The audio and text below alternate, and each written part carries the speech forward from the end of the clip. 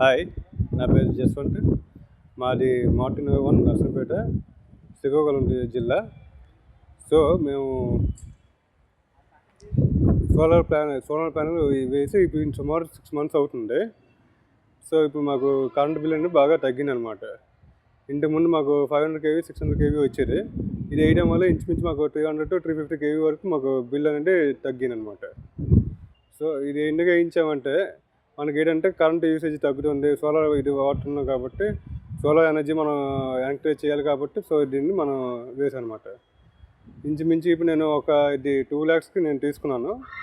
So government subsidy వల్ల నాకు 78,000 వరకు నాకు సబ్సిడీ అమౌంట్ నాకు క్రెడిట్ అయింది. సో ఇప్పుడు నేను 6 months అయింది వేయించి. నాకు యూసేజ్ అంతా బాగానే ఉంది.